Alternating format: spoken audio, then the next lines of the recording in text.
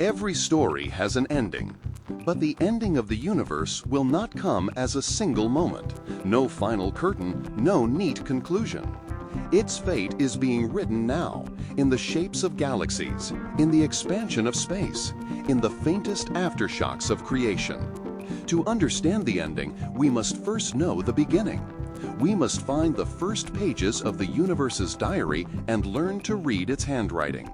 Somewhere in the sky is a message written in light older than stars, older than galaxies, older than the elements in our bodies. A message that has been traveling toward us for 13.8 billion years. And in that ancient light lies a record, a map of everything that has ever been and everything that will ever be.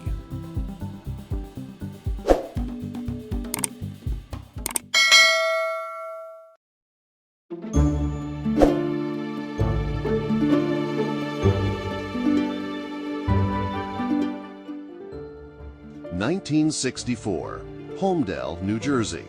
A quiet patch of farmland in the shadow of New York City's skyline. The air smells faintly of cut grass and salt from the Atlantic, just a few miles east.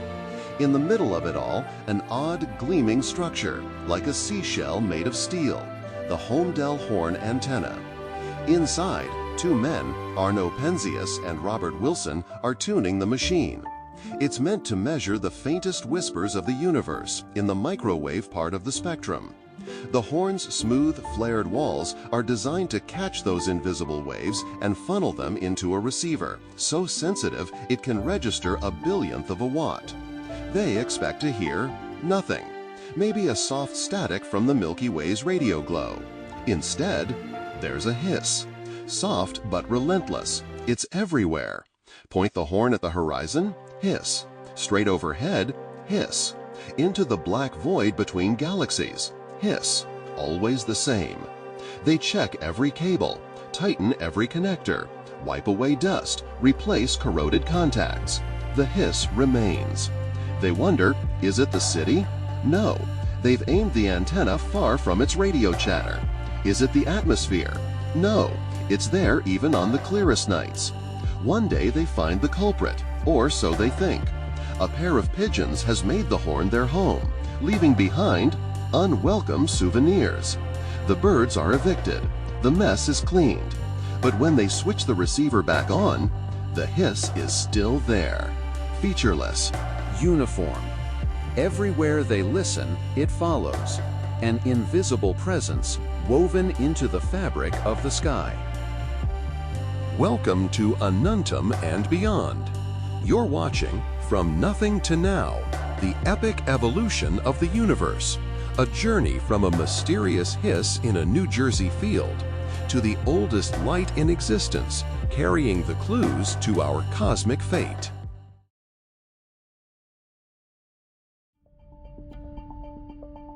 It measured just 3.5 degrees above absolute zero, barely warmer than the coldest temperature nature allows. In radio astronomy, that's not nothing, it's a lot. And it was maddeningly constant. It didn't fade with the setting sun, didn't change with the seasons, didn't shift when the antenna pointed north, south, east, or west. This was no ordinary interference. Ordinary noise has a source. This seemed to come from everywhere. To most engineers, noise is the enemy. To astronomers, sometimes it's treasure, a ghost in the data that could be a message from the universe itself. Every form of light tells a story: a star's temperature, a galaxy's speed, a quasar's power. And microwaves? They can tell us about the universe's earliest days, if we can separate the whispers from the static. Just 40 miles away, in Princeton, New Jersey, a small team was quietly building an instrument for a very specific hunt. Robert Dickey, Jim Peebles, David Wilkinson, their goal: find the primeval fireball radiation predicted by Big Bang cosmology. They knew that in the universe's first 380,000 years, matter and light were trapped together in an opaque fog of charged particles. When the cosmos cooled enough for atoms to form, that fog lifted, and light could travel freely for the first time. If the Big Bang really happened, that light should still be here, stretched by billions of years of cosmic expansion into faint microwaves, bathing the entire sky. A mutual colleague connected the dots. Penzias and Wilson called Princeton. Dick listened to their measurements and then, history remembers the moment, turned to his team and said, "Well, boys, we've been scooped." But there was no resentment. One team had the mysterious signal. The other had the theory. Together, they had found the key to a cosmic secret. The hiss wasn't a fault. It was the cosmic microwave background, the afterglow of creation, the light from when the universe first turned transparent. Today, satellites like COBE, WMAP, and Planck have mapped it in exquisite detail, showing that it is almost perfectly uniform. Almost. Tiny temperature ripples, just tens of millionths of a degree, mark the regions where matter was slightly denser, gravity's first footholds, the seeds of every galaxy that would ever exist. The CMB is the universe's blueprint. From it, we can measure the universe's age, its rate of expansion, and its composition, ordinary matter, and dark energy. These numbers don't just tell us where we came from, they hint at where we're going. Will the universe freeze, tear apart, or collapse back on itself? The first clue lies in this ancient light, a glow that began long before stars, planets, or life and will outlast them all.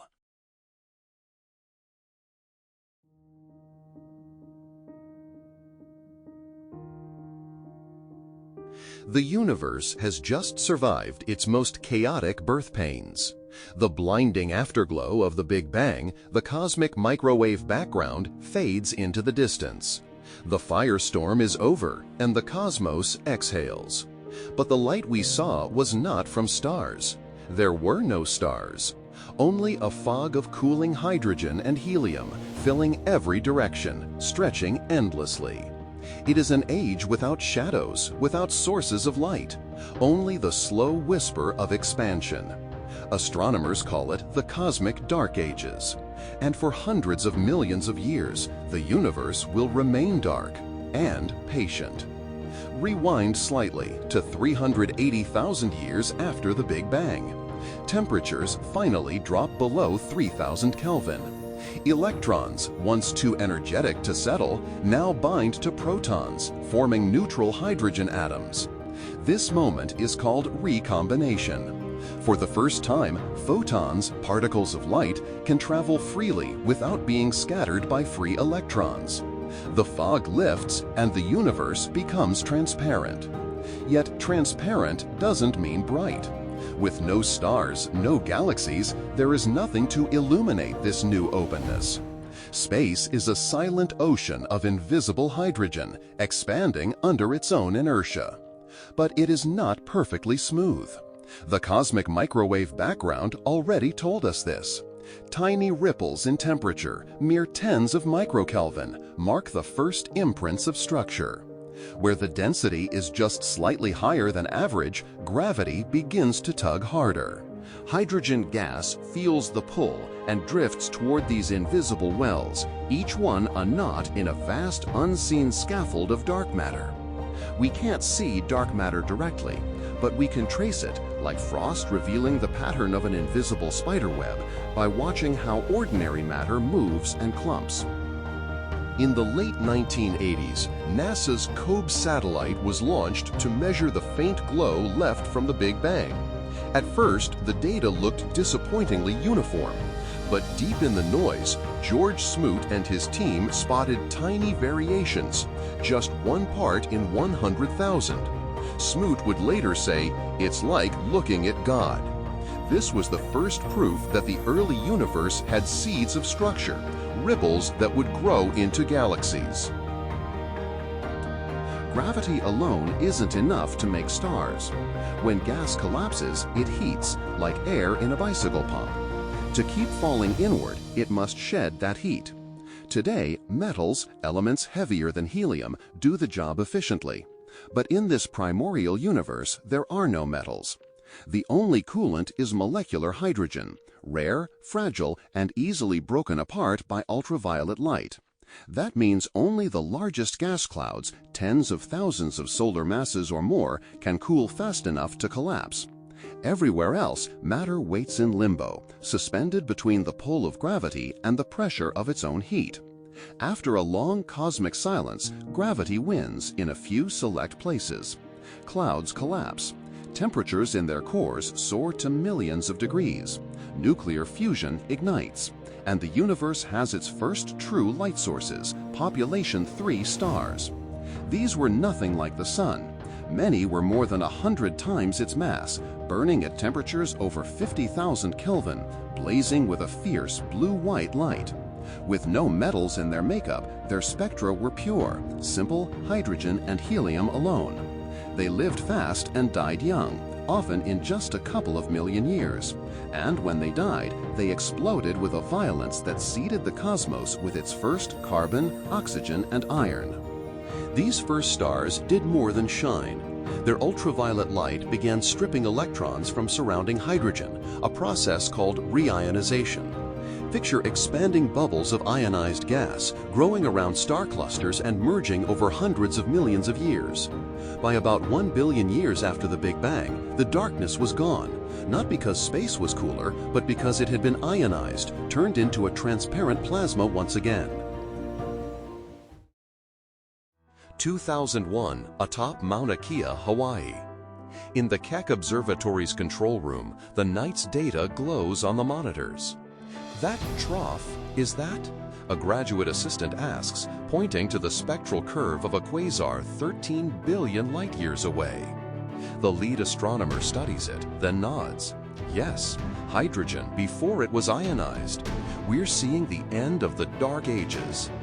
In that one spectrum, the moment the universe lit up again is frozen in time.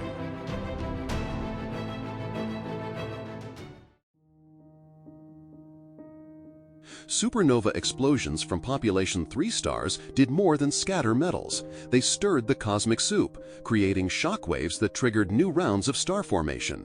Now, smaller clouds could cool more easily. Star formation accelerated. Gravity pulled clumps together, and the earliest galaxies emerged, messy, irregular knots of light bound within dark matter halos. Over time, collisions and mergers smoothed some into spheroids, while others spun into rotating disks. Gas continued to flow in along the filaments of the cosmic web, feeding their growth. Within the first billion years, some galaxies were already surprisingly massive, something we've only just confirmed with telescopes like JWST. 2022 JWST Mission Control. A group of scientists gathers around a massive curved display. On the screen glows a deep field image, tiny red smudges that are, in truth, ancient galaxies. That redshift puts it at 300 million years after the Big Bang, one says. Check the spectrograph, another replies. The numbers hold. The room falls silent. Humanity is looking at some of the very first galaxies the universe ever made. How do we know all this? We have two main windows. The first is fossil evidence, ancient stars in our own galaxy, poor in metals, likely born soon after the first generations. The second is direct observation, the James Webb Space Telescope, which can see galaxies more than 13 billion years old, compact, bright, and far more numerous than we once expected. And a third window is coming, the faint 21-centimeter radio whisper of neutral hydrogen. Mapping that signal will give us a timeline of the dark ages and reionization, turning theory into a direct history.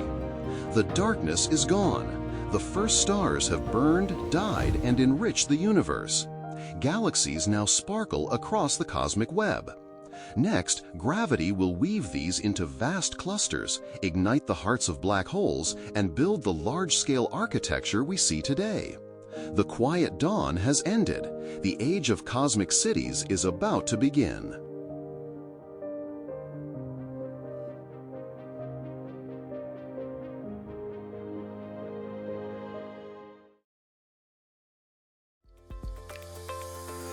The cosmic dawn has ended. Across the universe, the first stars and galaxies shine, their light racing into the intergalactic dark. But these are just outposts. The great cities of the cosmos are still under construction.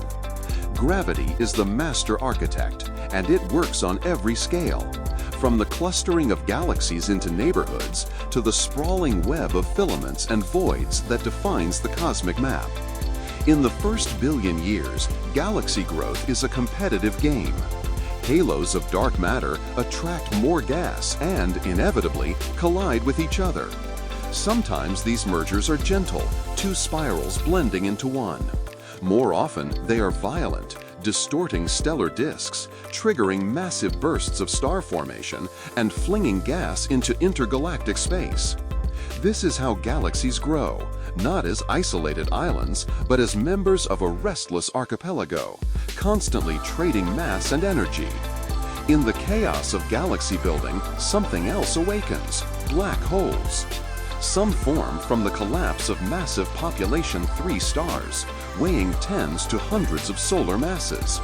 Others may form directly from collapsing gas clouds, skipping the star stage entirely. These seeds begin to feed on nearby gas, growing larger and more powerful. Within a few 100 million years, some have already reached millions, even billions of solar masses, quasars so bright they outshine their host galaxies.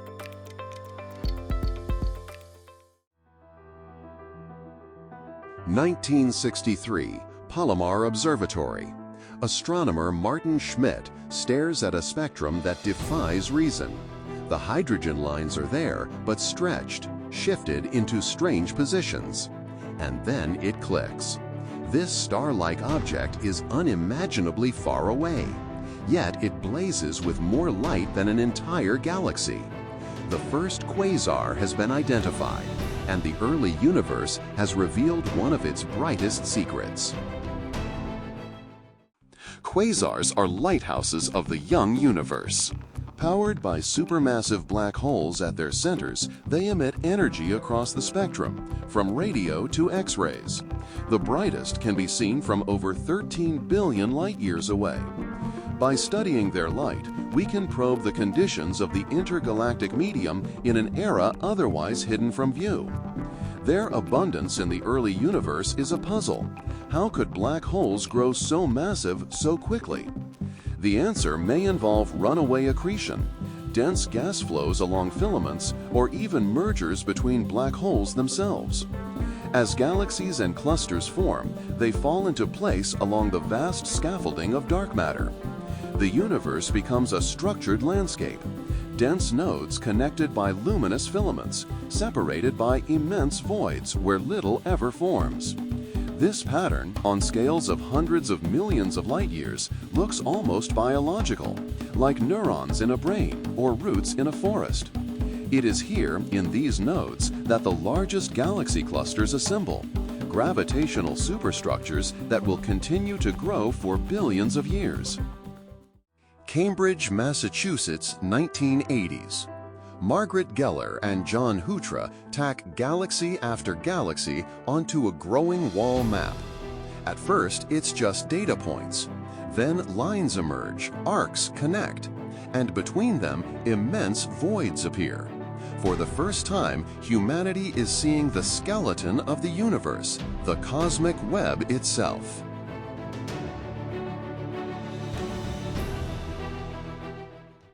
Between 2 and 3 billion years after the Big Bang, star formation across the universe reaches its peak. Galaxies convert their gas into new stars at furious rates.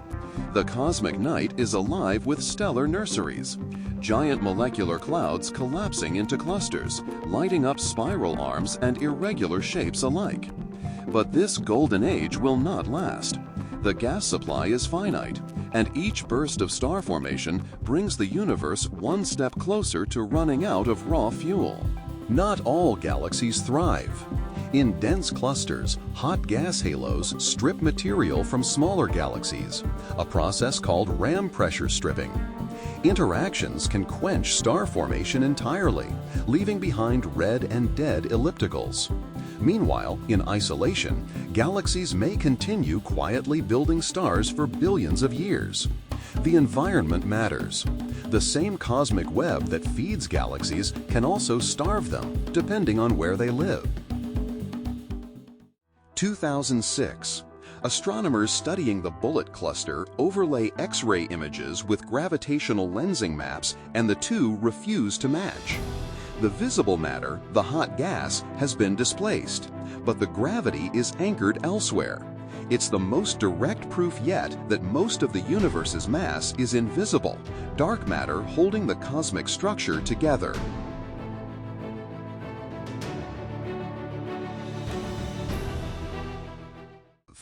By about 5 billion years after the Big Bang, the large-scale structure of the universe is set. Galaxies have matured into spirals, ellipticals, and irregulars. Clusters dominate the densest regions, while voids remain almost entirely empty. Black holes continue to grow, but the wild, rapid building of the early days is slowing down. The cosmic city has been built. Now it will evolve, age, and eventually face its ultimate fate.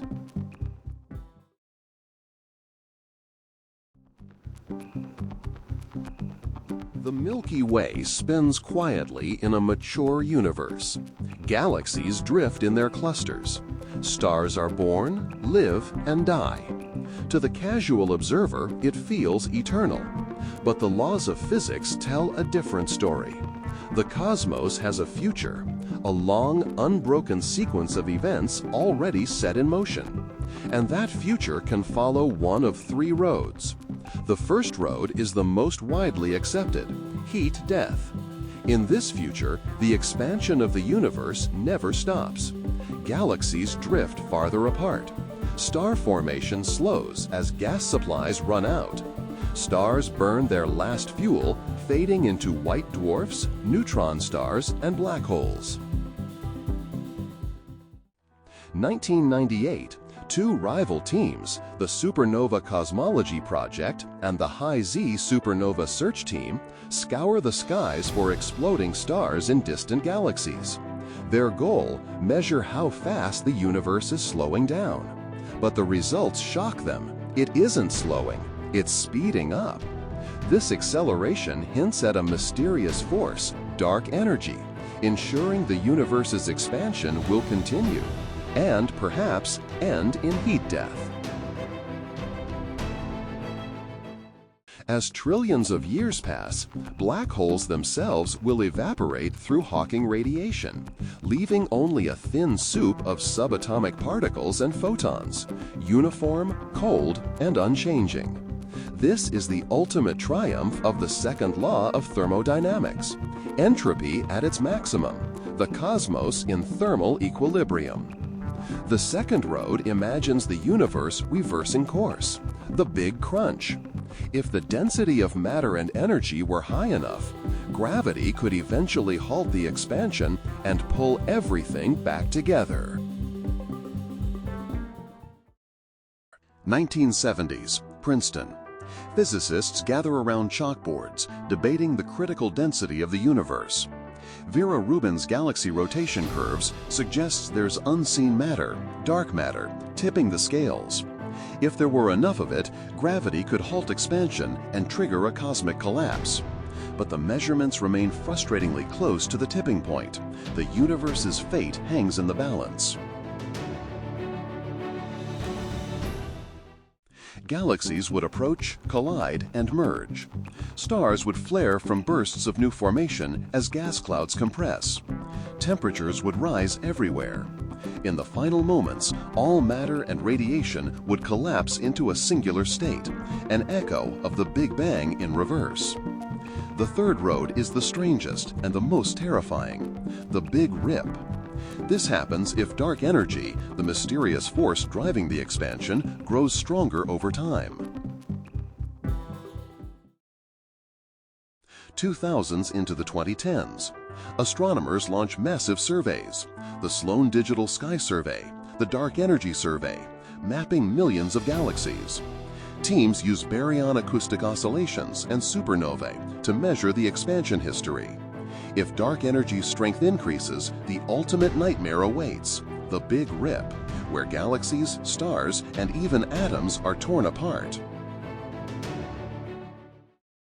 The expansion rate would accelerate so much that even galaxies bound by gravity could no longer hold together. Stars would be pulled from galaxies, planets from stars, and eventually atoms from each other. In the final fraction of a second, even the very fabric of space-time would tear apart. Current observations suggest heat death is the most likely, with dark energy remaining constant.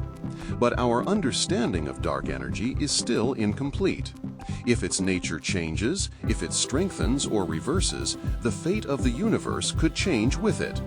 But before we speculate further, there is one more question.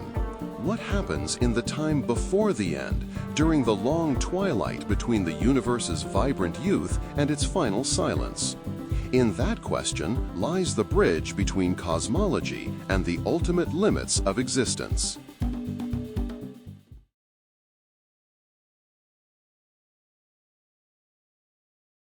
We live in a special moment in cosmic history.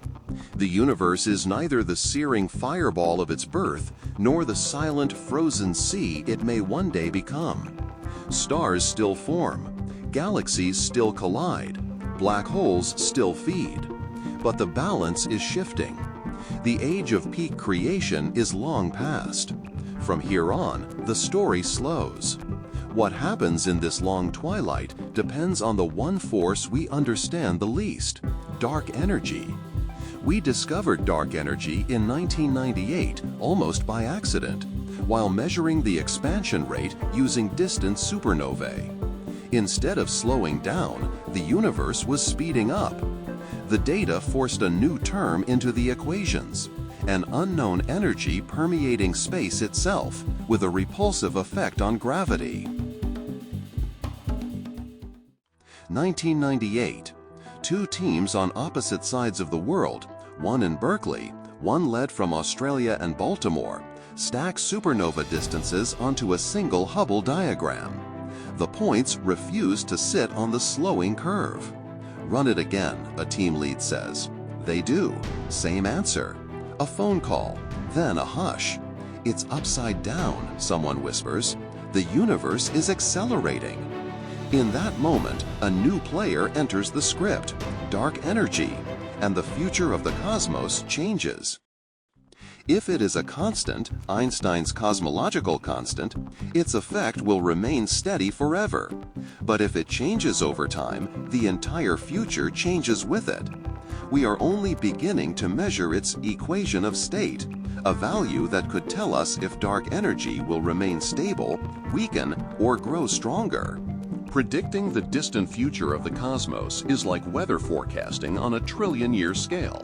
Small uncertainties in the present can grow into vastly different endings. Yet some things we can be confident about. The Milky Way and Andromeda will merge in about 4 billion years, forming a new elliptical galaxy astronomers call Milkomeda.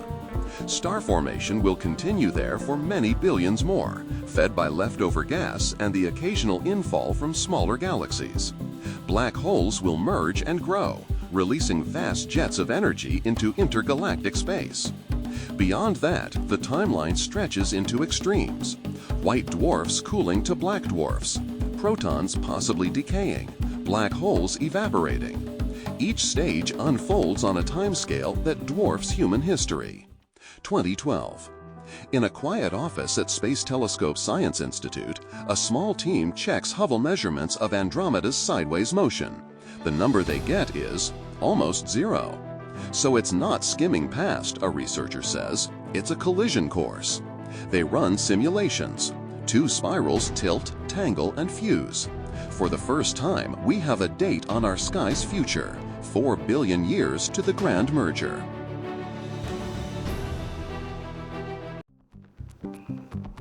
Every observation we make today, every galaxy surveyed, every cosmic background measured, refines our models of the future. Cosmic microwave background maps anchor our understanding of the early universe. Supernova distances lock in the expansion rate. Galaxy surveys trace the cosmic web and its growth over time. Future missions will push this even further. The Nancy Grace Roman Space Telescope, the Rubin Observatory, the Euclid mission. Each will help decode the true nature of dark energy, and with it, the universe's fate. July 2023, Cape Canaveral. A Falcon 9 thunders into a blue Florida morning, carrying ESA's Euclid. Its task? Map billions of galaxies, charting dark matter's skeleton and dark energy's push. Days later, Euclid unfolds its solar panels in the quiet of space. Soon, the sky will become a 3D map, threads and nodes revealing how the universe grew and where it's heading. Why dwell on the end? Because knowing the boundaries of the story sharpens our understanding of the middle. We measure our place in time, our chapter in a book that spans from the Planck epoch to trillions of years hence. In learning the fate of the cosmos, we learn humility, but also connection. The atoms in our bodies, forged in ancient stars, are part of this grand arc from first light to final darkness. For now, the universe still sparkles. We are here in the brief era when galaxies are bright, stars are many, and the sky is alive with light. The future will come, but for us, the night is still young. And so, we keep looking outward, not to hasten the end, but to understand the journey. From the first atoms to the last photon, it is a story worth telling. Thanks for watching. This is Anantam and Beyond, signing off.